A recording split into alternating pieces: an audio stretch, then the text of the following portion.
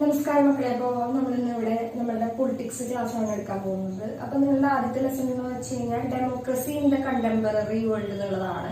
അപ്പൊ ഇതിലെന്താ നമ്മൾ ഡെമോക്രസിനെ കുറിച്ചിട്ടൊക്കെയാണ് സംസാരിക്കാൻ പോകുന്നത്. അപ്പൊ നമ്മൾ ചെറിയ ക്ലാസ്സിൽ പഠിച്ചിട്ടുണ്ട് എന്താണ് democracy, of the people by the people for the people. അപ്പൊ എന്താണ് ആൾക്കാർക്ക് വേണ്ടി തന്നെ എന്താണ് ജനങ്ങളെ എലക്ട് ചെയ്തിട്ട് അവരെ ആൾക്കാരെ റൂൾ ചെയ്യുന്ന ഈ ഒരു സിസ്റ്റത്തിനെയാണ് നമ്മൾ എന്തെന്ന് പറയാം, ഡെമോക്രസി എന്ന് പറയാം.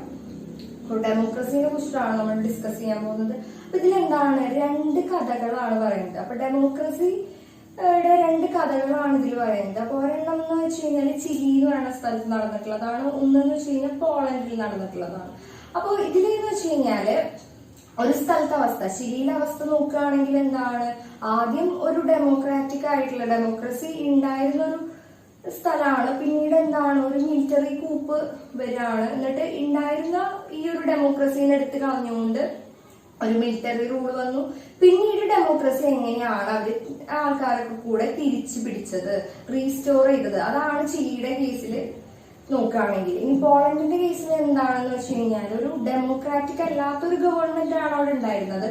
പിന്നെന്താണ് ഈ ഒരു ഗവൺമെന്റ് മാറിയിട്ട് പിന്നെ അവിടെ എന്താണ് ഒരു ഡെമോക്രസി വരികയാണ്. അപ്പോ രണ്ട് കഥകളും എങ്ങനെയാണ് പോകുന്നതെന്ന് നോക്കാം. അപ്പോ ചിലിയുടെ കേസ് എടുക്കുകയാണെങ്കിൽ അപ്പൊ എന്താണ്, ഫസ്റ്റ് തന്നെ നിങ്ങൾക്ക് ഈ ഒരു നിങ്ങളുടെ ബുക്കിൽ പൊളിറ്റിക്സ് ബുക്കിൽ കൊടുത്തിട്ടുള്ളത് എന്താണ്, ഒരു സ്പീച്ചാണ്. അപ്പൊ ഇതെന്താന്ന് വെച്ച് കഴിഞ്ഞാല് സാൽവദോർ അയൻഡെ എന്ന് പറയുന്ന ആളാണ് എന്താണ് സാൽവദോർ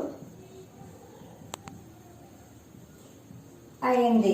അത് സ്പെല്ലിംഗ് എന്ന് പറയുന്നത് എലൻഡേന്ന് ആണ് നമുക്ക് തോന്നുക, പക്ഷെ പ്രൊനൗൺസ് ചെയ്യുന്നത് അയൻഡെ എന്നാണ് കേട്ടോ. അപ്പൊ സാൽവദോർ അയൻഡെ എന്ന് പറയുന്നതാണ് ചിലിയിലെ പ്രസിഡന്റ്. ചിലി എന്ന് പറയുന്നത് എന്താണ്, സൗത്ത് അമേരിക്കയിലുള്ള ഒരു രാജ്യമാണ് ചിലി എന്ന് പറയുന്നത്. അപ്പൊ ചിലിയിലെ പ്രസിഡന്റ് ആണ് സാൽവദോർ അയൻഡെ എന്ന് പറയുന്ന ആള്. അപ്പൊ എന്താണ്, ഇയാളുടെ ഒരു സ്പീച്ചാണ് നിങ്ങളുടെ പുസ്തകത്തിൽ തുടക്കത്തിൽ കാണാനായിട്ട് സാധിക്കുക. അപ്പൊ എന്താണ് എന്ന് വെച്ച് കഴിഞ്ഞാല് ഇവിടെ ഉണ്ടായിരുന്ന ഒരു ഇയാളുടെ കീഴിൽ എന്താണ് ഒരു ഡെമോക്രാറ്റിക് ഗവൺമെന്റ് ആണ് ഉള്ളത്. അപ്പൊ ഈ ഒരു ഗവൺമെന്റിനെ മിലിറ്ററി കൂപ്പ് വന്ന് റീപ്ലേസ് ചെയ്യാണ്. അപ്പൊ ഇയാൾക്കറിയാം, ഇയാൾ ഈ പറയുന്ന സ്പീച്ച് എന്ന് പറയുന്നത് ഇയാളുടെ ലാസ്റ്റ് വേർഡ്സ് ആണ്. മീൻസ് ഇത് കുറച്ചു കഴിഞ്ഞാൽ ഇയാൾ മരണപ്പെടുന്നു ഇയാൾക്ക് ഓൾറെഡി അറിയാം. എന്നിട്ടാണ് ഇയാൾ ഈ പറഞ്ഞുകൊണ്ടിരിക്കുന്നത്. അപ്പൊ എന്താണ് ചിലിയുടെ ഇപ്പോഴത്തെ അവസ്ഥ എന്ന് വെച്ച് കഴിഞ്ഞാൽ ഭയങ്കര ദാരുണമാണ്, എനിക്കറിയാം. പക്ഷെ നമ്മൾ ഇതൊക്കെ കടന്ന് നല്ലൊരു സൊസൈറ്റി തന്നെ പടുത്തുയർത്തും എന്നൊക്കെ പറഞ്ഞിട്ട് ഭയങ്കര അങ്ങനെയൊക്കെയാണ് ഈ കാര്യങ്ങള് മീൻസ് ആള് പറയുന്നത്. അപ്പൊ ആളുടെ ലാസ്റ്റ് വേർഡ്സ് ആണ് ആള് തന്നെ ലാസ്റ്റ് പറയുന്നുണ്ട് ഈ ഒരു സ്പീച്ചിന്റെ ലാസ്റ്റ്. അപ്പോ ഇതെന്താണ് സംഭവം എന്ന് വെച്ച് കഴിഞ്ഞാല് സാൽവദോർ അയൻഡെ എന്ന് പറയുന്ന ആള് ചിലിയുടെ പ്രസിഡന്റ് ആണ്. അപ്പോ ഇവിടെ 11 സെപ്റ്റംബർ 1973 അന്ന് ഒരു മിലിറ്ററി കൂപ്പ് വന്ന് ഇവിടെ ഉണ്ടായിരുന്ന ഈ ഒരു ഡെമോക്രാറ്റിക് ഗവൺമെന്റിനെ എടുത്തു കളഞ്ഞുകൊണ്ട് മിലിറ്ററി പവറിൽ വരാണ്, മിലിറ്ററി കൂപ്പ് പവറിൽ വരാണ്. അപ്പോ ഇതാണ് നിങ്ങൾക്ക് പഠിക്കാനുള്ള ആദ്യത്തെ ഒരു സംഭവം. പിന്നെന്ന് പറയുന്നത് എന്താ വെച്ച് കഴിഞ്ഞാല് ആളെന്ന് വെച്ച് കഴിഞ്ഞാല് സോഷ്യലിസ്റ്റ് പാർട്ടി, ചിലിയിലെ സോഷ്യലിസ്റ്റ് പാർട്ടി കൊണ്ടുവന്ന ആ ഒരു പാർട്ടി കൊണ്ടുവന്നു. അതിന്റെ ഫൗണ്ടർ ആണ് സാൽവദോർ അയൻഡെ എന്ന് പറയുന്ന ആള്. ഇയാളെന്ന് വെച്ച് കഴിഞ്ഞാല് ഒത്തിരി പാവപ്പെട്ടവർക്കും തൊഴിലാളികൾക്കും വേണ്ടി ഒത്തിരി നല്ല കാര്യങ്ങൾ ചെയ്തു വന്നിരുന്നു എന്നാണ് പറയുന്നത്. അപ്പൊ ആദ്യത്തേതായിട്ട് പറയുന്നത് എന്താണെന്ന് വെച്ച് കഴിഞ്ഞാല് ചിലിയിൽ ഉണ്ടായിരുന്ന എഡ്യൂക്കേഷൻ സിസ്റ്റം, അപ്പൊ വിദ്യാഭ്യാസമായിട്ട് ബന്ധപ്പെട്ടുള്ള ആ ഒരു സിസ്റ്റത്തിൽ ഒരു റിഫോം കൊണ്ടുവന്നു. അതായത് ഈ എഡ്യൂക്കേഷണൽ സിസ്റ്റം തന്നെ മാറ്റിമറിച്ചു എന്നാണ് പറയുന്നത്, ചേഞ്ചസ് കൊണ്ടുവന്നു. പിന്നെ അടുത്തതായിട്ട് പറയുന്നത് എന്താണെന്ന് വെച്ച് കഴിഞ്ഞാൽ കുട്ടികൾക്ക് ഫ്രീ ആയിട്ട് പാല് കൊടുത്തിരുന്നു. അതായത് ഇവിടെ കുറെ പാവപ്പെട്ട പിള്ളേരൊക്കെ ഉണ്ട്. അപ്പൊ ഏതൊരു രാജ്യത്തിന്റെ ഫ്യൂച്ചർ എന്ന് പറയുന്നത് ബ്രൈറ്റ് ആക്കണത് ആരാണ്, പിള്ളേര് തന്നെയാണ്, കുട്ടികളാണ്. അപ്പൊ ആ രാജ്യത്തില് അപ്പൊ അവർക്കൊരു പ്രിഫറൻസും കാര്യങ്ങളും കൊടുക്കണം. അപ്പൊ അതുകൊണ്ട് തന്നെ അവർക്ക് കുട്ടികൾക്ക് ഫ്രീ ആയിട്ട് പാല് കൊടുത്തിരുന്നു. അടുത്തതായിട്ട് പറയുന്നത് എന്താണെന്ന് വെച്ച് കഴിഞ്ഞാൽ കർഷകർക്ക്, ഭൂമിയില്ലാത്ത കർഷകർക്ക് ഭൂമിയൊക്കെ വിതരണം ചെയ്തിരുന്നു. അടുത്തതായിട്ട് പറയുന്നത് എന്താന്ന് വെച്ച് കഴിഞ്ഞാല് ചിലി എന്ന് വെച്ച് കഴിഞ്ഞാൽ എന്താ, കോപ്പറിന്റെ ഒരു ഒത്തിരി റിസോഴ്സസ് ഉള്ള ഒരു രാജ്യമാണ് ചിലി എന്ന് പറയുന്നത്. അപ്പൊ ഒത്തിരി റിസോഴ്സസ് ഉണ്ട്. അപ്പൊ സ്വാഭാവികമായിട്ടും എന്താ, ഫോറിൻ കമ്പനീസ് ഒക്കെ, വിദേശികളായിട്ടുള്ള കമ്പനികളൊക്കെ എന്താണ്, ഇതൊക്കെ അവർക്ക് കിട്ടാൻ വേണ്ടിയിട്ട് ഇതൊക്കെ എക്സ്പ്ലോയിറ്റ് ചെയ്യാനായിട്ട് എന്തായാലും സ്വാഭാവികമാണ് അത് എക്സ്പ്ലോയിറ്റ് ചെയ്യാൻ വരുന്നത്. അപ്പോൾ ഈ വിദേശികളുടെ ഈ ഫോറിൻ കമ്പനീസ് ഇവിടെ വന്ന് ഇടപെടുന്നതും ഈ കോപ്പർ എടുത്തുകൊണ്ട് പോകുന്നതൊക്കെ ഇയാളെന്താ വളരെയധികം ഒപ്പോസ് ചെയ്തിടുന്നു, ഈ സാൽവദോർ അയൻഡെ എന്ന് പറയുന്ന ഈ ഒരു ചിലിയുടെ പ്രസിഡന്റ്. അപ്പോ ഇതാണ് നിങ്ങളുടെ ആദ്യത്തെ ടോപ്പിക്കിൽ നിങ്ങൾക്ക് പഠിക്കാനായിട്ടുള്ളത്. അപ്പോ എന്തൊക്കെയാണ് പറഞ്ഞത്, സാൽവദോർ അയൻഡെ എന്ന് പറയുന്ന ആളാണ് ചിലിയുടെ പ്രസിഡന്റ് ആയിട്ട് ഉള്ളത്. അപ്പൊ 11 സെപ്റ്റംബർ 1973 എന്താണ്, ഒരു മിലിറ്ററി കൂപ്പ് വന്നിട്ട് ഇവിടെയുള്ള ഈ ഒരു ഡെമോക്രാറ്റിക് ഗവൺമെന്റിനെ എടുത്തു കളയാണ്. ഇയാൾ എന്താണ്, സോഷ്യലിസ്റ്റ് പാർട്ടി, ചിലിയിലുള്ള സോഷ്യലിസ്റ്റ് പാർട്ടിയുടെ ഫൗണ്ടർ ആണ് സാൽവദോർ അയൻഡെ എന്ന് പറയുന്ന ആള്. പിന്നെ പറയുന്നത് എന്താണെന്ന് വെച്ച് കഴിഞ്ഞാല് ഇയാള് പാവപ്പെട്ട ആൾക്കാർക്ക് വേണ്ടിയിട്ടും പിന്നെന്താ ഇവിടെയുള്ള തൊഴിലാളികൾക്കൊക്കെ വേണ്ടിയിട്ട് ഒത്തിരി നല്ല കാര്യങ്ങൾ കൊണ്ടുവന്നിട്ടുണ്ട്. അപ്പൊ അതിൽ 4 പോയിന്റ്സ് ആണ് മെയിൻ ആയിട്ട് പറയുന്നത്. അപ്പൊ എന്താ, ആദ്യത്തേന്ന് വെച്ച് കഴിഞ്ഞാല് എഡ്യൂക്കേഷൻ സിസ്റ്റത്തിൽ തന്നെ വ്യത്യാസം കൊണ്ടുവന്നു. പിന്നെന്താ, കുട്ടികൾക്കൊക്കെ ഫ്രീ ആയിട്ട് പാലൊക്കെ കൊടുത്തിരുന്നു. മൂന്നാമതായിട്ട് പറഞ്ഞത് എന്താന്ന് വെച്ച് കഴിഞ്ഞാല് ഈ ഫോറിൻ കമ്പനീസ് ഒക്കെ ഈ കോപ്പറൊക്കെ, ഈ ചിലിയിലുള്ള കോപ്പറൊക്കെ കൊണ്ടുപോകാനായിട്ട് മീൻസ് എക്സ്പ്ലോയിറ്റ് ചെയ്ത് ചൂഷണം ചെയ്ത് കൊണ്ടുപോകാനായിട്ട് വരുമ്പോ എന്താണ്, ഈ സാൽവദോർ അയൻഡെ ഇതിനെ വളരെയധികം ഒപ്പോസ് ചെയ്തിരുന്നു. പിന്നെ പറയുന്നത് കർഷകർക്ക് എന്താ, ഭൂമി ഇല്ലാത്ത കർഷകർക്ക് വേണ്ടിയിട്ട് ഭൂമിയൊക്കെ വിതരണം ചെയ്തിരുന്നു. അപ്പൊ ഇത്രയും നല്ല കാര്യങ്ങളാണ് ഇയാൾ ചെയ്തിരുന്നത്. അപ്പോ വലിയൊരു പ്രോഗ്രസിലേക്ക് പൊക്കോണ്ടിരിക്കുകയാണ്. അപ്പൊ സ്വാഭാവികമായിട്ടും അടുത്തുള്ള രാജ്യങ്ങൾക്കും പിന്നെ ഏതെങ്കിലും ഒരു എവിടെയുള്ള കൺട്രീസിലുള്ള ആൾക്കാർക്ക് ആണെങ്കിൽ സ്വാഭാവികമായിട്ടും കുശുമ്പൊക്കെ ഉണ്ടാവും. ഒരു രാജ്യം നല്ല രീതിയിൽ പൊക്കോണ്ടിരിക്കുകയാണ്, അപ്പോ അത് സ്വാഭാവികമാണ്. അപ്പൊ ഇത്രയും പോയിന്റ്സ് ആണ് ഈ ഒരു ടോപ്പിക്കില് നമുക്ക് പറയുന്നത്. അപ്പൊ ഈ പോയിന്റ്സ് ഒക്കെ ഒന്ന് നോട്ട് ചെയ്യാം. അപ്പൊ നമ്മുടെ അടുത്ത ടോപ്പിക് എന്നുള്ളത് മിലിറ്ററി കൂപ്പ് ഓഫ് 1973 എന്നുള്ളതാണ്. അപ്പൊ നമ്മൾ പറഞ്ഞ ഒരു മിലിറ്ററി കൂപ്പാണ്. ഇവിടെ ഉണ്ടായിരുന്ന ഒരു ഡെമോക്രസീനെ എടുത്തു കളഞ്ഞുകൊണ്ട്, ഇവിടെ ഉണ്ടായിരുന്ന ഒരു ഡെമോക്രാറ്റിക് ഗവൺമെന്റിനെ എടുത്തു കളഞ്ഞുകൊണ്ട് ഒരു മിലിറ്ററി കൂപ്പാണ് വരുന്നത്. ഇതാണ് നമ്മളുടെ അടുത്ത ടോപ്പിക് എന്നുള്ളത്. അപ്പൊ എന്താണ്, നമ്മൾ നേരത്തെ പറഞ്ഞു 11 സെപ്റ്റംബർ 1973 ഒരു മിലിറ്ററി കൂപ്പ് ഇങ്ങോട്ടേക്ക് വരുന്നത്. അപ്പൊ ഇതിൽ ആദ്യം പറയുന്നത് എന്താണെന്ന് വെച്ച് കഴിഞ്ഞാല്, ഈ ഒരു മിലിറ്ററി കൂപ്പ് വന്നിറങ്ങിയത് എവിടെയാണ്, സീ പോർട്ടിലാണ്, കപ്പൽ തുറമുഖത്താണ് ഇവര് ആദ്യം വന്നിട്ട് ലാൻഡ് ചെയ്തത്. പിന്നീട് ഇവരെന്ത് ചെയ്യാണ്, ഡിഫൻസ് മിനിസ്റ്റർ, അതായത് ചിലിയുടെ ഡിഫൻസ് മിനിസ്റ്ററിനെ ഇവർ അറസ്റ്റ് ചെയ്ത് കൊണ്ടുപോവാണ്. പിന്നെ ഇവര് നമ്മളുടെ ചിലിയുടെ പ്രസിഡന്റിനോട് എന്ത് പറയാണ്, അയാളുടെ പൊസിഷനിൽ നിന്ന് റിസൈൻ ചെയ്യാൻ, അപ്പൊ ആളുടെ സ്ഥാനം രാജിവെക്കാൻ പറയുകയാണ്. പക്ഷെ ഇയാൾക്ക് അറിയാം, ആർക്ക്, ഈ നമ്മുടെ പ്രസിഡന്റ് ആയിട്ടുള്ള സാൽവദോർ അയൻഡെക്ക് അറിയാം ഇയാളുടെ രാജ്യത്തിന് ഇനി വരാൻ പോകുന്നത് എന്താ, വലിയൊരു ആപത്താണ് വരാൻ പോകുന്നത്, ആളുടെ ജീവനും ആപത്താണ്. പക്ഷെ ആള് റിസൈൻ ചെയ്യാനോ, ആളുടെ പൊസിഷനിൽ നിന്ന് റിസൈൻ ചെയ്യാനോ, ആളുടെ രാജ്യം വിട്ട് പോകാനോ തയ്യാറായിരുന്നില്ല. ഈ പറയുന്നത് എന്താ വെച്ച് കഴിഞ്ഞാല്, ആളുടെ വീടിന് ചുറ്റും ഈ മിലിറ്ററി കൂപ്പ്, അതായത് ഈ മിലിറ്ററി ആൾക്കാർ എന്ത് ചെയ്യാണ്, ബോംബ് എറിയാണ്.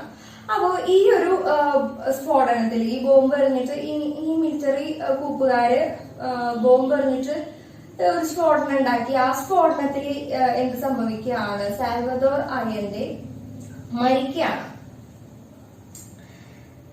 അപ്പൊ എന്താണ്, നമ്മളുടെ ഡെമോക്രസി ഉണ്ടായിരുന്ന ഈ ഒരു ഗവൺമെന്റ് റീപ്ലേസ് ചെയ്തുകൊണ്ട് അവിടെ ഒരു മിലിറ്ററി കൂപ്പ് വരാണ്. ഇനി പറയുന്നത് എന്താണെന്ന് വെച്ച് കഴിഞ്ഞാല്, ഈ മിലിറ്ററി കൂപ്പിന്റെ ജനറലിന്റെ പേരാണ് പറയാൻ പോകുന്നത്. അപ്പൊ ഈ ഒരു മിലിറ്ററി കൂപ്പിന്റെ ജനറലിന്റെ പേര് എന്താണ്, ഓഗസ്റ്റോ പിനോഷിയോ. പക്ഷെ എഴുതുമ്പോ നമ്മള് പിനോഷെറ്റ് എന്നാണെന്ന് വിചാരിക്കും. പക്ഷെ എന്താണ് പ്രൊണൗൺസ് ചെയ്യുക, പിനോഷെ എന്നാണ്. എന്താണ്, ഓഗസ്റ്റോ പിനോഷെ എന്നാണ്.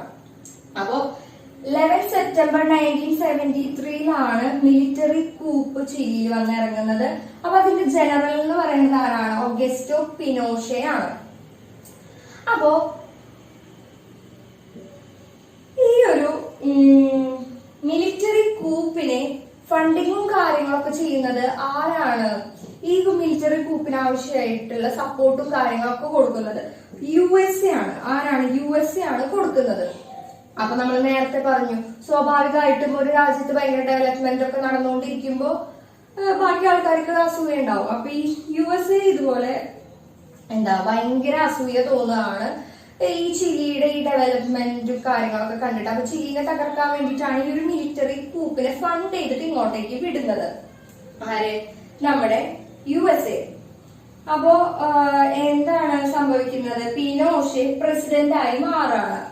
ഓഗസ്റ്റോ പിനോഷെ പിന്നീട് നമ്മുടെ ചിലിയുടെ പ്രസിഡന്റ് ആയി മാറാണ്.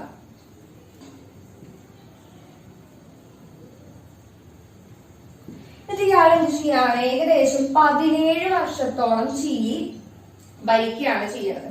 എത്ര വർഷത്തോളമാണ്? ഏകദേശം 17 വർഷത്തോളം ഇയാള് ചിലി ഭരിക്കുകയാണ്. ഇനി ഇയാൾ എന്ത് ചെയ്യാണ്? ഇവിടെ മുമ്പുണ്ടായിരുന്ന എന്താണ്? ഒരു ഡെമോക്രസി ആണ് ഇവിടെ ഉണ്ടായിരുന്നത്.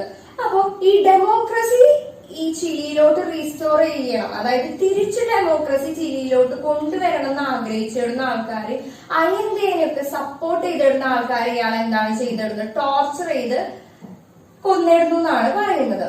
പിന്നീട് ഈ മിലിറ്ററി കൂപ്പില് ചേരാൻ ഭാഗമാവാൻ താല്പര്യമില്ലാത്ത ആൾക്കാരെ എന്ത് ചെയ്തിടുന്നു? കൊന്നിടുന്നു എന്നാണ് പറയുന്നത്. അപ്പൊ എന്താണ്? ചിലിയൻ എയർഫോഴ്സിന്റെ ജനറൽ ആയിരുന്ന എയർഫോഴ്സിന്റെ ജനറൽ ആയിരുന്ന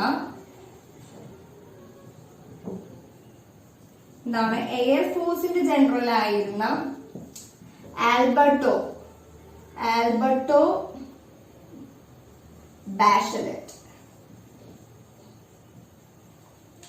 അപ്പോ ചിലിയൻ എയർഫോഴ്സിന്റെ ജനറൽ ആയിരുന്ന ആൽബർട്ടോ ബാഷലെറ്റ് എന്ന് പറയുന്ന ആളെ ഇയാൾ എന്ത് ചെയ്യാണ്? ഈ പിനോഷറ്റ് എന്ത് ചെയ്യാണ്? കൊല്ലാണ് ചെയ്യുന്നത്. ഇനി ആളുടെ ഭാര്യനെയും പിന്നെ മോളെയും എന്ത് ചെയ്യാണ്? പ്രിസണില് മീൻസ് ജയിലിൽ അടച്ചിട്ട് ടോർച്ചർ ചെയ്യുകയാണ് ചെയ്യുന്നത്. അപ്പൊ ഇയാളെ ഏകദേശം ഇങ്ങനെ 3000-ഓളം ആൾക്കാരെ കൊന്നിട്ടുണ്ടെന്നാണ് പറയുന്നത്. പിന്നെന്താ, ഈ ചിലിയിൽ തന്നെ ഒത്തിരി ആൾക്കാരെ മിസ്സിംഗ് കേസസ് ഒക്കെ റിപ്പോർട്ട് ചെയ്യപ്പെട്ടിട്ടുണ്ട്. അപ്പൊ ഇത്രയും കാര്യമാണ് ഈ ഒരു ടോപ്പിക്കിൽ നമ്മൾ പറയുന്നത്. അപ്പൊ എന്താണ് മിലിറ്ററി കൂപ്പ് ഓഫ് 1973? അപ്പൊ 1973 സെപ്റ്റംബർ 11 എന്ത് സംഭവിക്കുകയാണ്? ഈ ഒരു മിലിറ്ററി കൂപ്പ് ഇവിടെ വന്നിറങ്ങുകയാണ്. ഈ മിലിറ്ററി കൂപ്പിന്റെ ജനറൽ എന്ന് പറയുന്നത് ആരാണ്? ഓഗസ്റ്റോ പിനോഷെ എന്ന് പറയുന്ന ആളാണ്. അപ്പൊ ഈ ഒരു മിലിറ്ററി കൂപ്പ് എന്ന് പറഞ്ഞു കഴിഞ്ഞാൽ എന്താണ്? ഇല്ലീഗൽ ആയിട്ടൊരു ഗവൺമെന്റിനെ, അന്യായമായിട്ടൊരു ഗവൺമെന്റിനെ എടുത്തു കളഞ്ഞുകൊണ്ട് പെട്ടെന്ന് ഫോഴ്സിലോട്ട് വരുന്ന ഒരു സംഭവത്തിനെയാണ് നമ്മൾ എന്ന് പറയാം കൂപ്പ് എന്ന് പറയാം. എന്താണ് ഈ ഒരു മിലിറ്ററി ഇല്ലീഗൽ ആയിട്ട് വന്നിട്ടില്ല, പെട്ടെന്ന് ഉണ്ടായിരുന്ന ഒരു ഗവൺമെന്റിനെ പെട്ടെന്ന് എടുത്തു കളഞ്ഞുകൊണ്ട് എന്താണ് ഇല്ലീഗൽ ആയിട്ട് ഒരു മിലിറ്ററി വരികയാണ്. അപ്പൊ അതുകൊണ്ടാണ് ഇതിന് മിലിറ്ററി കൂപ്പ് എന്ന് പറയുന്നത്. അപ്പൊ ഇതിന്റെ ഹെഡ് എന്ന് പറയുന്നത് ആരാണ്? ഓഗസ്റ്റോ പിനോഷെ എന്ന് പറയുന്ന ആളാണ്. ഇതിനു വേണ്ടി ഫണ്ടിങ്ങും കാര്യങ്ങളും, ഈ ഒരു കൂപ്പിന് വേണ്ടിയിട്ട് ഫണ്ടിങ്ങും കാര്യങ്ങളും സപ്പോർട്ടൊക്കെ കൊടുത്തിരുന്ന USA ആണ്. അപ്പൊ സ്വാഭാവികമായിട്ടും എന്താണ് ഇവിടെ ഭയങ്കര ഡെവലപ്മെന്റ്സും കാര്യങ്ങളും ഉണ്ട്. അപ്പൊ അത് കണ്ടിട്ട് അസൂയ തോന്നിയിട്ടാണ് USA ഇങ്ങനെ ഒരു പണി കാണിച്ചത്. പിന്നീട് ഇയാൾ എന്താണ്? ഓഗസ്റ്റോ പിനോഷെ എന്ന് പറയുന്ന ആള് ചിലിയുടെ പ്രസിഡന്റ് ആയിട്ട് വരികയാണ്. അപ്പൊ ഏകദേശം അയാൾ ഒരു 17 വർഷത്തോളം ഭരിക്കുകയാണ്. പിന്നെ ഈ മിലിറ്ററി കൂപ്പിന്റെ ഭാഗമാവാൻ താല്പര്യമില്ലാത്ത ആൾക്കാരെ, അതായത് ഓഫീസർമാരെ ഇയാൾ എന്ത് ചെയ്യാണ്? ടോർച്ചർ ചെയ്ത് കൊല്ലാണ് ചെയ്തിടുന്നത്. അങ്ങനെ ചിലിയൻ എയർഫോഴ്സിന്റെ ജനറൽ ആയിട്ട് ഉണ്ടായിരുന്ന ആൽബർട്ടോ ബാഷലെറ്റ് എന്ന് പറയുന്ന ആളെ ഇയാൾ എന്ത് ചെയ്യാണ്? കൊല്ലാണ്. പിന്നെ ആളുടെ ഭാര്യനെയും മകളെ എന്ത് ചെയ്യാണ്? പ്രിസണിൽ ജയിലിൽ കൊണ്ടുപോയിടുകയാണ്. പിന്നീട് ഏകദേശം 3000-ഓളം ആൾക്കാരൊക്കെ കൊന്നു എന്നാണ് പറയുന്നത്. ഈ പിനോഷെ എന്ന് പറയുന്ന ആളെ ഏകദേശം 3000-ഓളം ആൾക്കാരെ കൊന്നു എന്നാണ് പറയുന്നത്. പിന്നെ ഇവിടെ ഒത്തിരി മിസ്സിംഗ് കേസസും റിപ്പോർട്ട് ചെയ്തിട്ടുണ്ട്. അപ്പൊ ഇത്രയും കാര്യമാണ് ഈ മിലിറ്ററി കൂപ്പ് ഓഫ് 1973 എന്നുള്ള ഈ ഒരു ടോപ്പിക്കിലുള്ളത്. അപ്പൊ പോയിന്റ്സ് ഒക്കെ ഒന്ന് നോട്ട് ചെയ്ത് വെക്കാട്ടോ. നമ്മുടെ അടുത്ത ടോപ്പിക് എന്ന് വെച്ച് കഴിഞ്ഞാൽ റീസ്റ്റോറേഷൻ ഓഫ് ഡെമോക്രസി എന്നുള്ളതാണ്. അപ്പോൾ ഇവിടുത്തെ ഡെമോക്രസി നഷ്ടപ്പെട്ടു, ജനാധിപത്യം നഷ്ടപ്പെട്ടു. അപ്പൊ എങ്ങനെയാണ് ഈ ഒരു ജനാധിപത്യം ചിലിയിൽ വീണ്ടും ആൾക്കാർ കൊണ്ടുവന്നത്? അപ്പൊ ഈ ഒരു ടോപ്പിക്കാണ് നമ്മൾ ഡിസ്കസ് ചെയ്യാനായിട്ട് പോകുന്നത്. അപ്പോ ഇതിന് പറയുന്നത് എന്താണെന്ന് വെച്ച് കഴിഞ്ഞാല്, പിനോഷെ എന്ന് പറയുന്നത് എന്താണ്? ഒരു മിലിറ്ററി ഡിക്റ്റേറ്റർഷിപ്പാണ് ഇയാളുടെ കീഴിലുണ്ടായിരുന്നത്. ഇയാള് ആരാണ്? ഒരു മിലിറ്ററി ഡിക്റ്റേറ്റർ ആണ് പിനോഷെ എന്ന് പറയുന്നത്. പിന്നെന്താണ് പറയുന്നത്? ഇയാള് 1988 ഒരു റെഫറൻഡം നടത്തുകയാണ്. അപ്പൊ റെഫറൻഡം എന്ന് പറഞ്ഞു കഴിഞ്ഞാൽ എന്താണ്? ഒരു ഡയറക്റ്റ് വോട്ടിംഗ് ആണ്. അതായത് ഒരു പ്രപ്പോസൽ വെക്കും, ആ പ്രപ്പോസൽ നമ്മൾ അക്സെപ്റ്റ് ചെയ്യുന്നോ അഥവാ റിജക്ട് ചെയ്യുന്നോ ഡയറക്റ്റ് വോട്ട് വഴിയായിട്ട്. അപ്പൊ അതിനെയാണ് എന്തെന്ന് പറയാ? റെഫറൻഡം എന്ന് പറയാ. അപ്പൊ ഒരു ഡയറക്റ്റ് വോട്ട് വഴിയായിട്ട് ഒരു പ്രപ്പോസൽ നമ്മൾ അക്സെപ്റ്റ് ചെയ്യുന്നു അഥവാ റിജക്ട് ചെയ്യുകയോ ചെയ്യുക, അതിനെയാണ് എന്തെന്ന് പറയാ? റെഫറൻഡം എന്ന് വയ്ക്കുക. ഇയാള് ഒരു റെഫറൻഡം നടത്തി 1988. അപ്പൊ ഇയാളുടെ വിചാരം എന്തായിരുന്നു എന്ന് വെച്ച് കഴിഞ്ഞാൽ, ഇയാളുടെ കീഴിലുള്ള ഗവൺമെന്റ് എന്ന് പറഞ്ഞ ആൾക്കാർക്ക് ഭയങ്കര ഇഷ്ടമാണ്. അപ്പൊ എന്തായാലും ഇങ്ങനെ ഒരു റെഫറൻഡം വെച്ച് കഴിഞ്ഞാൽ ആൾക്കാര് ഈ പിനോഷയുടെ റൂൾ ഇനി വേണോന്ന് ചോദിച്ചു കഴിഞ്ഞാൽ ആൾക്കാർ എന്താണ്? ഇയാളെ തെരഞ്ഞെടുക്കുന്നുള്ള ഒരു ഉദ്ദേശത്തോട് കൂടിയിട്ടാണ് ഇയാള് ഒരു റെഫറൻഡം വെച്ചത്. പക്ഷെ ആൾക്കാർ എങ്ങനെയാണ് ഈ ഒരു റെഫറൻഡത്തിനോട് പ്രതികരിച്ചത്? ഇവരൊരു ക്ലിയർ കട്ട് ആയിട്ടുള്ള നോയാണ് പറഞ്ഞത്. എന്താ? ഇവർക്ക് ഒരു താല്പര്യം ഉണ്ടായിരുന്നില്ല ഇയാളുടെ കീഴിലുള്ള ഒരു ഗവൺമെന്റ്. അപ്പൊ എന്ത് സംഭവിക്കുകയാണ്? ഇയാളുടെ മിലിറ്ററി പവർ, പൊളിറ്റിക്കൽ പവറുകളൊക്കെ നഷ്ടപ്പെടുകയാണ്. പിന്നീട് ചിലിയില് പ്രസിഡൻഷ്യൽ ഇലക്ഷൻ നടക്കുകയാണ്. ഏകദേശം 4 പ്രസിഡൻഷ്യൽ ഇലക്ഷൻ നടന്നു എന്നാണ് പറയുന്നത്. അതായത് പ്രസിഡന്റ് സ്ഥാനത്തേക്ക് വേണ്ടിയിട്ട് 4 ഇലക്ഷൻ ആണ് നടന്നത്. അപ്പോ 2006 ജാനുവരിയില് മിഷൽ ബാഷലറ്റ്, അപ്പൊ മിഷൽ ബാഷലറ്റ്, ഈ ഒരു പേര് ബാഷലറ്റ് എന്ന് പറയുന്നത്, മിഷൽ ബാഷലറ്റ് എന്ന് പറയുന്ന ഒരു പേര്, ബാഷലറ്റ് എന്നുള്ള ഒരു പേര് നിങ്ങൾ നേരത്തെ കേട്ടിട്ടുണ്ടാവും. അപ്പൊ ചിലിയൻ എയർഫോഴ്സിന്റെ ജനറലിന്റെ പേരാണ് ബാഷലറ്റ്. അപ്പൊ ആളുടെ മോളായിട്ടുള്ള മിഷൽ ബാഷലറ്റ് ആണ് പിന്നീട് 2006 ജാനുവരിയില് പ്രസിഡൻഷ്യൽ ഇലക്ഷനിൽ ജയിക്കുന്നത്. അതെന്താണ്? ചിലിയിലെ തന്നെ വളരെ റിച്ച് ആയിട്ടുള്ള ഒരാളെ തോൽപ്പിച്ചുകൊണ്ടാണ് മിഷൽ ബാഷലറ്റ് പവറിലോട്ട് വരുന്നത്, പ്രസിഡന്റ് ആയിട്ട് മാറുന്നത്. ഇനി ഈ പുതിയ ഗവൺമെന്റ് വന്നപ്പോ ഒരു പിനോഷറ്റിന്റെ കാലത്തെ ഭരണത്തിലേക്ക് ഒരു എൻക്വയറി അവർ നടത്താണ്. അപ്പോഴാണ് അവർക്ക് മനസ്സിലാവുന്നത് ഇയാളുടെ ഗവൺമെന്റ് എന്ന് പറഞ്ഞാൽ ഭയങ്കര ക്രൂരൻ മാത്രമല്ലായിരുന്നു ഇയാള്. പോരാത്തതിന് എന്താണ്? ഇയാളുടെ കാലത്ത് ഒത്തിരി കറപ്ഷൻ നടന്നിരുന്നു. അതായത് ഒത്തിരി അഴിമതി ഉണ്ടായിരുന്നു. ആൾക്കാരെ ഭയങ്കരമായിട്ട് ക്രൂരമായിട്ട് ഉപദ്രവിക്കുന്ന കാര്യങ്ങൾ മാത്രമല്ല, പിന്നെ എന്താ? ഇയാളുടെ കാലത്ത് വളരെ ഒത്തിരി അധികം തന്നെ അഴിമതികളും കാര്യങ്ങളൊക്കെ നടന്നിരുന്നു എന്ന് മനസ്സിലാവാണ്. അപ്പൊ എന്താണ്? പതുക്കെ ഈ ആർമിയുടെ പവറും കാര്യങ്ങളൊക്കെ നഷ്ടപ്പെട്ട് പിന്നീട് പ്രസിഡൻഷ്യൽ ഇലക്ഷനുകളും കാര്യങ്ങളും വരികയാണ്. മിഷൽ ബാഷലറ്റ് പിന്നെ എലക്റ്റഡ് ആയി മാറുകയാണ്. അപ്പോ ഇത്രയും കാര്യങ്ങൾ മാത്രമാണ് ഈ റീസ്റ്റോറേഷൻ ഓഫ് ഡെമോക്രസി എന്നുള്ള ഒരു ടോപ്പിക്കിൽ വരുന്നത്. അപ്പൊ ആദ്യം പറയുന്നത് എന്താണ്? 1988 പിനോഷെ ഒരു റെഫറൻഡം നടത്തുകയാണ്. അതായത് ഒരു ഡയറക്റ്റ് വോട്ട് വഴി ഒരു പ്രപ്പോസൽ സ്വീകരിക്കുകയോ റിജക്ട് ചെയ്യുകയോ ചെയ്യുക, അതാണ് റെഫറൻഡം എന്ന് പറയുന്നത്. അപ്പൊ റെഫറൻഡം വെക്കുമ്പോൾ ആളുടെ മനസ്സിൽ എന്തായിരുന്നു? ആൾക്കാര് പിനോഷെനെ ചൂസ് ചെയ്യുന്നതാണ് വിചാരിച്ചത്. പക്ഷെ ആൾക്കാർ എന്താണ്?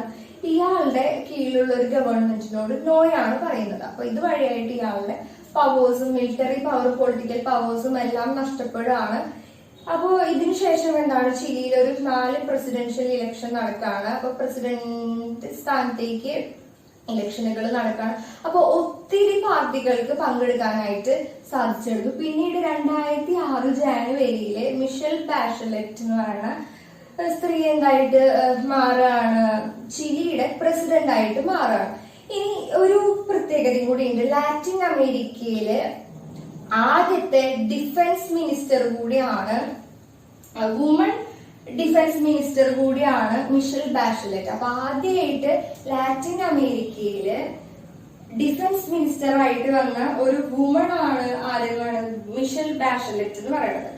അപ്പൊ ഈ സ്ത്രീ എന്ന് വെച്ച് കഴിഞ്ഞാല് ചിലിയിലെ തന്നെ വളരെ ധനികനായിട്ടുള്ള ഒരാളെ തോൽപ്പിച്ചിട്ടാണ് ഈ ഒരു ഇലക്ഷനിൽ ജയിച്ചതെന്നാണ് പറയുന്നത്. അപ്പൊ ഇത്രയും പോയിന്റ്സ് മാത്രമേ ഈ ഒരു ടോപ്പിക്കിൽ പറയുന്നുള്ളൂ. അപ്പൊ ആ പോയിന്റ്സ് ഒക്കെ ഒന്ന് നോട്ട് ചെയ്ത് വെക്കുക. അപ്പൊ നമ്മൾ നേരത്തെ ചിലിയിലുള്ള ഡെമോക്രസി എങ്ങനെയായിരുന്നു, ഡെമോക്രസി നഷ്ടപ്പെട്ടിട്ട് അവരെങ്ങനെയാണ് ഡെമോക്രസി തിരിച്ചു കൊണ്ടുവന്നതെന്നൊക്കെ ഡിസ്കസ് ചെയ്തു. ഇനി നമ്മൾ ഇതിൽ പറയുന്നത് എന്താണെന്ന് വെച്ച് കഴിഞ്ഞാൽ പോളണ്ടിലെ ഡെമോക്രസി എങ്ങനെയായിരുന്നു എന്നുള്ളതാണ്. അപ്പൊ അത് ആദ്യം പറയുന്നത് എന്താണെന്ന് വെച്ച് കഴിഞ്ഞാൽ 1980 പോളണ്ടിൽ ഉണ്ടായിരുന്ന ഒരു പാർട്ടി എന്ന് വെച്ച് കഴിഞ്ഞാല് പോളിഷ് യുണൈറ്റഡ് വർക്കേഴ്സ് പാർട്ടിയാണ്. Polish United workers party. അപ്പൊ എന്താണ്, ഈസ്റ്റേൺ യൂറോപ്പില് ഒത്തിരി രാജ്യങ്ങളിൽ കമ്മ്യൂണിസ്റ്റ് പാർട്ടികൾ ഉണ്ടായിരുന്നു. അതില് ഒരു കമ്മ്യൂണിസ്റ്റ് പാർട്ടിയാണ് ഈ പോളിഷ് യുണൈറ്റഡ് വർക്കേഴ്സ് പാർട്ടി എന്നുള്ളത്. അപ്പൊ എന്താണ്, 1980 പോളണ്ടില് പോളിഷ് യുണൈറ്റഡ് വർക്കേഴ്സ് പാർട്ടിയാണ് ഉണ്ടായിരുന്നത്. എന്താണ്, അവിടെ ഒത്തിരി ഈസ്റ്റ് യൂറോപ്പില് ഒത്തിരി രാജ്യങ്ങളിൽ കമ്മ്യൂണിസ്റ്റ് പാർട്ടി ഉണ്ടായിരുന്നു. അതിലൊരു പാർട്ടിയാണ് ഈ പോളിഷ് യുണൈറ്റഡ് വർക്കേഴ്സ് പാർട്ടി എന്നുള്ളത്. അപ്പോ ഇവിടുത്തെ ഒരു പ്രത്യേകത എന്താന്ന് വെച്ച് കഴിഞ്ഞാല് വേറെ ഒരു പാർട്ടി ഉണ്ടാവില്ല. ഈ ഒരു പാർട്ടി അല്ലാണ്ട് വേറെ ഒരു പാർട്ടി ഉണ്ടാവില്ല. പിന്നെന്താ, നമുക്കൊരു ഗവൺമെന്റിനെ എഗെയിൻസ്റ്റ് പറയാനായിട്ട് പറ്റില്ല, വേറൊരു പാർട്ടിനെ സപ്പോർട്ട് ചെയ്യാനായിട്ട് പറ്റില്ല, ഈ ലീഡേഴ്സിന് എഗെയിൻസ്റ്റ് ആയിട്ട് ഒന്നും പറയാനായിട്ട് പറ്റില്ല. അപ്പൊ ഈ ഒരു പാർട്ടീനെ എതിരോ ഇവിടെയുള്ള ലീഡേഴ്സിനെതിരോ എന്തെങ്കിലും പറയുകയാണെങ്കിൽ അവരൊക്കെ എന്ത് ചെയ്യാണ്, പ്രിസണിൽ കൊണ്ടുപോയി ഇടുകയാണ്, അതായത് ജയിലിൽ കൊണ്ടുപോയി ആൾക്കാരെ ഇടുകയാണ് ചെയ്യുക. അപ്പൊ ഇവിടെ എന്താണ്, പോളണ്ടില് ആകെ ഒരു പാർട്ടി മാത്രമാണ് ഉള്ളൂ, പോളിഷ് യുണൈറ്റഡ് വർക്കേഴ്സ് പാർട്ടി. അപ്പൊ ഈ ഒരു പാർട്ടിനെ കൺട്രോൾ ചെയ്യണതൊക്കെ ആരാണ്, USSR ആണ്. അപ്പൊ റഷ്യയാണ് ഈ ഒരു കമ്മ്യൂണിസ്റ്റ് പാർട്ടീനെ സപ്പോർട്ട് ചെയ്യുന്നതും കാര്യങ്ങളൊക്കെ ചെയ്യുന്നത്. ഇനി എന്താണ് പറയുന്നത്, 14 ഓഗസ്റ്റ് 1980 നടന്ന ഒരു ഇൻസിഡന്റ് ആണ് പറയാൻ പോകുന്നത്. അപ്പൊ ഇവിടെ എന്താണ്, ലെനിൻ ഷിപ്പ്യാർഡ് എന്ന് പറഞ്ഞിട്ടുള്ള ഒരു സ്ഥലത്ത്, ലെനിൻ ഷിപ്പ്യാർഡ് എന്നുള്ള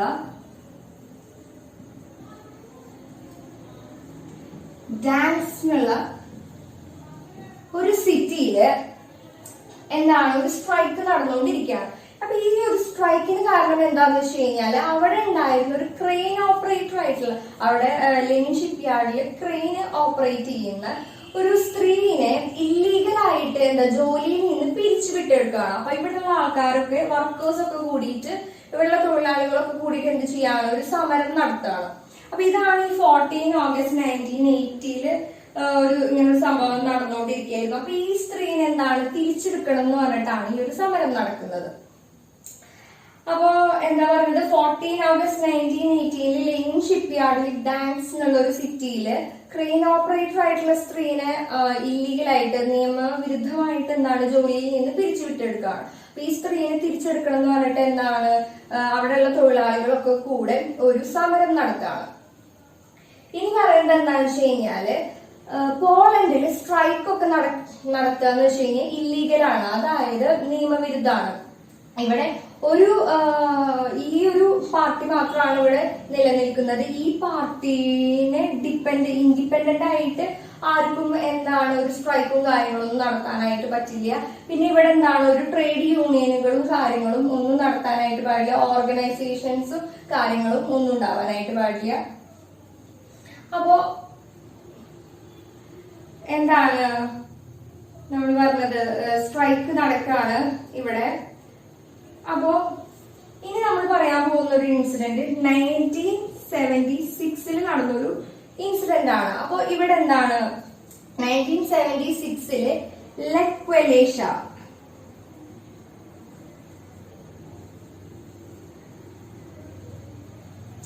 പക്ഷെ ഇത് വായിക്കുക ലെക് വലേസ, ലെക് വലേഷ എന്നാണ് വായിക്കുക, പക്ഷെ എഴുതിയിട്ടുള്ളത് ലെക് വലേസ എന്നാണ്, പക്ഷെ ലെക് വലേഷ എന്നാണ് ഇത് വായിക്കുക. അപ്പൊ ഇയാൾ എന്ത് ചെയ്യാണ്, 1976 പേയ്മെന്റ് കൂട്ടിച്ചോദിക്കുകയാണ്, അതായത് ഇയാൾക്ക് കൂടുതൽ വരുമാനം കിട്ടാൻ വേണ്ടിയിട്ട് ചോദിക്കുകയാണ്. അപ്പൊ എന്ത് ചെയ്യാണ്, ഇയാള് ഗവൺമെന്റിൽ നിന്ന് പിരിച്ചുവിടുകയാണ്. അപ്പൊ ഈ ഇവിടെ പോളണ്ടിലുള്ള പ്രത്യേകത എന്ന് വെച്ച് കഴിഞ്ഞാൽ വലിയ വലിയ ബിസിനസ്സും കാര്യങ്ങളും എല്ലാം കൈകാര്യം ചെയ്യുന്നത് ആരാണ്, ഗവൺമെന്റ് ആണ്. അപ്പോ 1976 ലെക് വലേഷനെ എന്ത് ചെയ്യാണ്, ഈ ഒരു ജോലിയിൽ നിന്ന് പിരിച്ചുവിടുകയാണ്. ഇയാൾ എന്ത് ചെയ്യാണ്, പിന്നീട് തൊഴിലാളികൾ സ്ട്രൈക്ക് ചെയ്യുന്നുണ്ടല്ലോ. അപ്പൊ ഈ സ്ട്രൈക്ക് ചെയ്യുന്ന തൊഴിലാളികളുടെ ഒക്കെ ലീഡറായിട്ട് ഇയാള് മാറാം. എന്താണ്, വർക്കേഴ്സ് ഓരോ ഡിമാൻഡ് കൊണ്ടുവരാനായിട്ട് തുടങ്ങി. അതായത് അവർക്ക് എന്താണ്, ട്രേഡ് യൂണിയനുകൾ തുടങ്ങണം. പിന്നീട് എന്താണ്, ഈ സ്ട്രൈക്കും കാര്യങ്ങളൊക്കെ നടത്തിയപ്പോ ഒത്തിരി ആൾക്കാരെ ജയിലിൽ പിടിച്ചിട്ടിട്ടുണ്ട്. ഈ വർക്കേഴ്സിനെ കുറെ ആൾക്കാരൊക്കെ ജയിലിൽ പിടിച്ചിട്ടിട്ടുണ്ട്. അപ്പോ ഇവരൊക്കെ എന്ത് ചെയ്യണം, പ്രിസണിൽ നിന്ന് റിലീസ് ചെയ്യണം. അപ്പൊ ഇത്രയും കാര്യങ്ങളാണ് ഈ വർക്കേഴ്സ് വെച്ച് ഡിമാൻഡായിട്ട് പറയുന്നത്. അപ്പൊ എന്താണ്, 1980 പോളിഷ് യുണൈറ്റഡ് വർക്കേഴ്സ് പാർട്ടി ആണ് പോളണ്ടിലുള്ളത്. പിന്നീട് 1976 ലെക് വലേഷ എന്ന് പറയുന്ന ഒരു ഇലക്ട്രീഷ്യനെ പേയ്മെന്റ് കൂടുതൽ ചോദിച്ചപ്പോ അവിടുന്ന് ജോലിയിൽ നിന്ന് പിരിച്ചുവിടുകയാണ് ചെയ്തത്. അപ്പോ പോളണ്ടിലെ പ്രത്യേകത എന്താന്ന് വെച്ച് കഴിഞ്ഞാല് എല്ലാ വലിയ വലിയ ബിസിനസ്സും കാര്യങ്ങളും എല്ലാം ഡീൽ ചെയ്യുന്നത് ആരാണ്, അവിടെയുള്ള ഗവൺമെന്റ് ആണ്. ഗവൺമെന്റിന്റെ കീഴിലാണ് എല്ലാ വലിയ ബിസിനസ്സും കാര്യങ്ങളും എല്ലാം ഉള്ളത്. പിന്നീട് 14 ഓഗസ്റ്റ് 1980 ലെനിൻ ഷിപ്പ് യാർഡിൽ വെച്ചിട്ട് ഗ്ഡാൻസ്ക് എന്നുള്ള സിറ്റിയില് ഒരു ക്രെയിൻ ഓപ്പറേറ്ററിനെ, സ്ത്രീനെ എന്ത് ചെയ്യാണ്, ഇല്ലീഗലായിട്ട് പിരിച്ചുവിടുകയാണ്. അതിനെതിരെ എന്താണ്, അവിടെ ഉണ്ടായിരുന്ന വർക്കേഴ്സ് ഒക്കെ, തൊഴിലാളികളൊക്കെ കൂടെ ഒരു സമരം നടത്തുകയാണ്. അപ്പൊ ഇത്രയും കാര്യമാണ് ഇതില് പറഞ്ഞത്. ഇനി നമ്മൾ പറയുന്നത് എന്താണെന്ന് വെച്ച് കഴിഞ്ഞാൽ ഗ്ഡാൻസ്ക് അഗ്രിമെന്റ് എന്നുള്ള ഒരു കാര്യമാണ്. അപ്പൊ എന്താണ് ഗ്ഡാൻസ്ക് അഗ്രിമെന്റ്?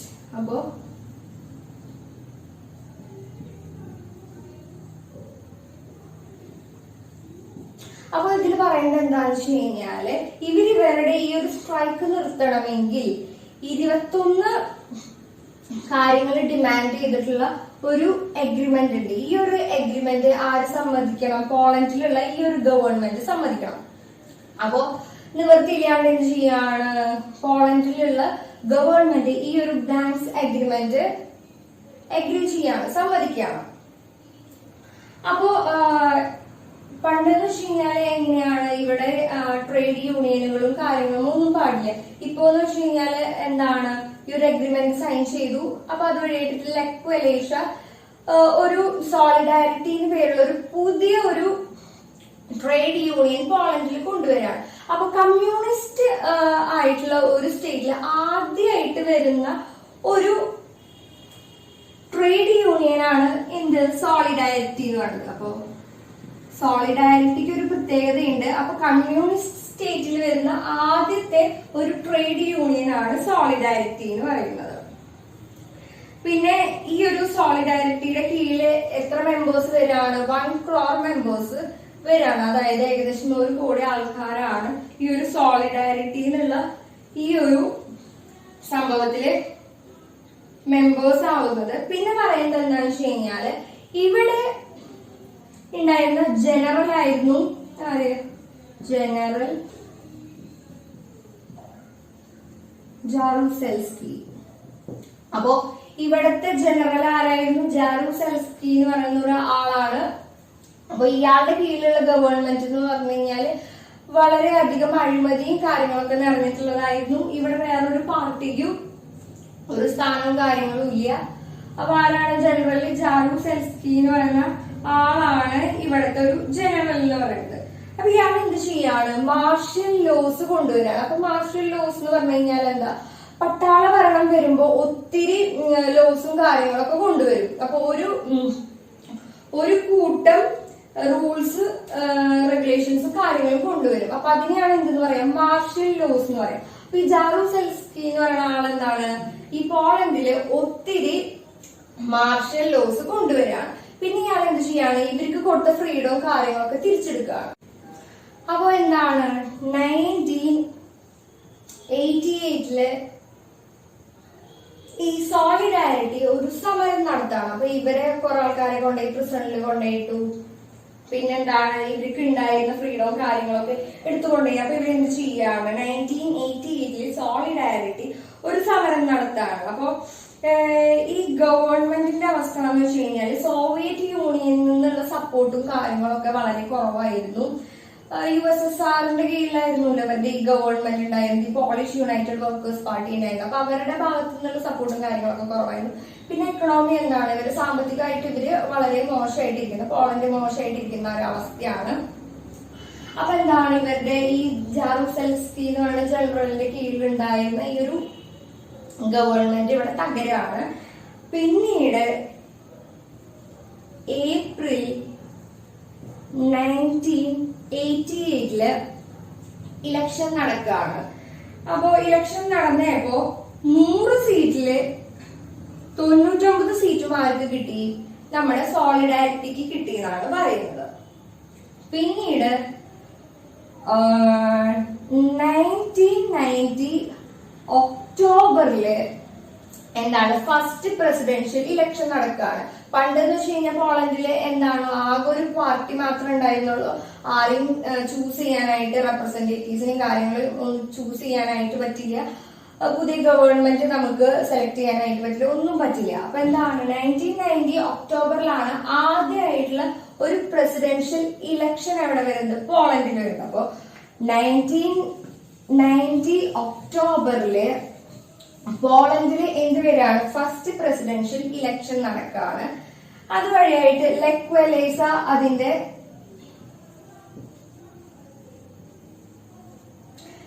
ലെക് വലേസ എന്താവാണ്? പോളണ്ടിന്റെ ആദ്യത്തെ പ്രസിഡന്റ് ആയി മാറുകയാണ്. അപ്പൊ ഇത്രയും കാര്യങ്ങളാണ് നിങ്ങൾക്ക് പഠിക്കാനുള്ളത്.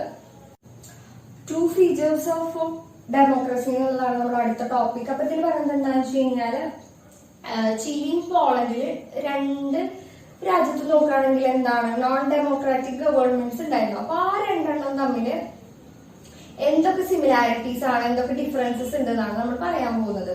അപ്പൊ ചിലിയുടെ കാര്യത്തിൽ നോക്കുകയാണെങ്കിൽ പിനോഷെറ്റ് എന്ന് പറയുന്ന ആളുടെ കീഴിൽ എന്തായിരുന്നു? ഒരു മിലിറ്ററി ഗവൺമെന്റ് ആയിരുന്നു. അയാൾ എന്താ ഒരു മിലിറ്ററി ഡിക്റ്റേറ്റർ ആയിരുന്നു അയാൾ. അപ്പൊ പോളണ്ടിന്റെ കേസിൽ നമ്മൾ നോക്കുകയാണെങ്കിൽ എന്താണ് ഒരു കമ്മ്യൂണിസ്റ്റ് പാർട്ടിയാണ് അവിടെ ഭരിച്ചിരുന്നത്. ഇനി ഇവര് തമ്മിലുള്ള ഡിഫറൻസ് ആണ് നമ്മൾ ആദ്യം പറഞ്ഞത്. ഇനി എന്തൊക്കെ സിമിലാരിറ്റി ആയിരുന്നു എന്ന് വെച്ച് കഴിഞ്ഞാല് ഇവിടെ എന്താണ് ഇവരുടെ റെപ്രസെന്റേറ്റീവ്സിനെ തെരഞ്ഞെടുക്കാനായിട്ട് പറ്റില്ല. ഇനി ഇവര് തെരഞ്ഞെടുക്കുന്ന ആൾക്കാരൊന്നുമല്ല ഇവരെ ഭരിക്കുന്നതും ഒന്നും. അപ്പൊ അതാണ് ആദ്യത്തെ ഒരു സിമിലാരിറ്റി ആയിട്ട് പറയുന്നത് രണ്ട് രാജ്യത്തിന്റെ കേസിലും. അടുത്തതായിട്ട് പറയുന്നത് എന്താ വെച്ച് കഴിഞ്ഞാൽ നമുക്ക് നമ്മുടെ അഭിപ്രായങ്ങളൊന്നും എക്സ്പ്രസ് ചെയ്യാനായിട്ട് പറ്റില്ല, പിന്നെ ഓർഗനൈസ് ചെയ്യാനായിട്ട് പറ്റില്ല. ഇപ്പോൾ ട്രേഡ് യൂണിയൻസും കാര്യങ്ങളൊക്കെ സംഘടിപ്പിക്കലും കാര്യങ്ങളൊന്നും പറ്റില്ല, ഓർഗനൈസ് ചെയ്യാനൊന്നും പറ്റില്ല. പിന്നെന്ന് വെച്ച് കഴിഞ്ഞാൽ എന്താണ് സമരവും കാര്യങ്ങളൊന്നും പറ്റില്ല, പ്രൊട്ടസ്റ്റ് ചെയ്യാനായിട്ട് പറ്റില്ല, നമുക്ക് പ്രതിഷേധിക്കാനൊന്നും പറ്റില്ല, സ്ട്രൈക്ക് നടത്താൻ പറ്റില്ല, പ്രൊട്ടസ്റ്റ് ചെയ്യാൻ പറ്റില്ല. അപ്പോ രണ്ട് രാജ്യത്തിന്റെ കേസിൽ എന്താണ് ഉള്ള സിമിലാരിറ്റീസ് എന്ന് വെച്ച് കഴിഞ്ഞാൽ ഈ രണ്ടെണ്ണമാണ്.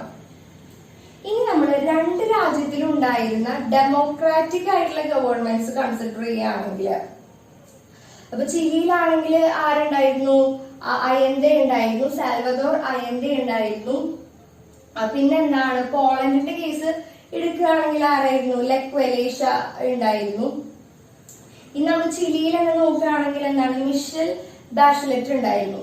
അപ്പോ ഇവരുടെയൊക്കെ സിമിലാരിറ്റി എന്ന് വെച്ച് കഴിഞ്ഞാൽ എന്താണ് ഇവരൊക്കെ തെരഞ്ഞെടുക്കുന്നത് ആരാണ്?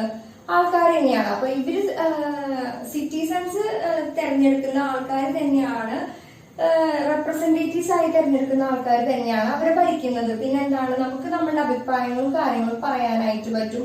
പിന്നെന്താണ് നമുക്ക് പ്രൊട്ടസ്റ്റ് ചെയ്യാം, നമുക്ക് സ്ട്രൈക്കും കാര്യങ്ങളൊക്കെ ചെയ്യാം, ഓർഗനൈസ് ഒക്കെ ചെയ്യാനായിട്ട് പറ്റും. ഓരോ സംഘടനകളും കാര്യങ്ങളൊക്കെ ഉണ്ടാക്കാനും സംഘടിപ്പിക്കാനും ഒക്കെ പറ്റും. ട്രേഡ് യൂണിയൻസും കാര്യങ്ങളൊക്കെ സപ്പോർട്ട് ചെയ്യുന്ന ഒരു സംഭവമാണ് ഡെമോക്രസി എന്ന് പറയുന്നത്. ഇനി ഈ ഗവൺമെന്റ് ഈ ഡെമോക്രാറ്റിക് ഗവൺമെന്റുകൾ തമ്മിലുള്ള വ്യത്യാസം എന്തായിരുന്നു എന്നാണ് നമ്മൾ ഡിസ്കസ് ചെയ്യാൻ പോകുന്നത്. അപ്പോ ഇതിൽ പറയുന്നത് എന്താണ് അയന്റെ ഒരു ഐഡിയ പ്രകാരം എന്ന് വെച്ച് കഴിഞ്ഞാല് ഗവൺമെന്റിന്റെ കീഴിലായിരിക്കണം വലിയ വലിയ ബിസിനസ്സും കാര്യങ്ങളും എല്ലാം കൺട്രോൾ ചെയ്യുന്നത് ആരായിരിക്കണം? ഗവൺമെന്റ് ആയിരിക്കണം. പക്ഷെ ലെക് വലേസയുടെ കാര്യം നോക്കുകയാണെങ്കിൽ പോളണ്ടിന്റെ കേസ് എടുക്കുകയാണെങ്കിൽ ആള് പറയുന്നത് എന്താണ് ഗവൺമെന്റിൽ നിന്നും ഇൻഡിപെൻഡന്റ് ആയിരിക്കണം മാർക്കറ്റും കാര്യങ്ങളും ഒക്കെയാണ് ആൾ പറയുന്നത്. പക്ഷെ ബാഷലെറ്റിന്റെ ഒരു അഭിപ്രായം എന്ന് വെച്ച് കഴിഞ്ഞാൽ ഈ രണ്ട് കാര്യങ്ങൾക്കും ഇടയിലാണ്. അതായത് എല്ലാവരും ഗവൺമെന്റിന്റെ കീഴിൽ വരണമെന്ന് ആഗ്രഹിക്കുന്നില്ല, എന്നാൽ എല്ലാവരും എന്താ ഗവൺമെന്റിൽ നിന്നും ഇൻഡിപെൻഡന്റ് ആവണമെന്നും ആഗ്രഹിച്ചിരുന്നില്ല. അപ്പൊ ഇതിന്റെ ഇടയിലുള്ള ഒരു അഭിപ്രായമായിരുന്നു മിഷൽ ബാഷലെറ്റിന് ഉണ്ടായിരുന്നത്. അപ്പൊ ഇത്രയും ഒരു കാര്യമാണ് നമ്മൾ ഇന്ന് ഡിസ്കസ് ചെയ്യുന്നത്. വളരെ കുറച്ച് മാത്രം ടോപ്പിക് എടുത്തിട്ടുള്ളൂ. അപ്പൊ വളരെ സിമ്പിൾ ആയിട്ടുള്ള ഒരു ടോപ്പിക് ആണ്. അപ്പൊ നമുക്ക് അടുത്ത ക്ലാസ്സിൽ വെച്ചിട്ട് കാണാം.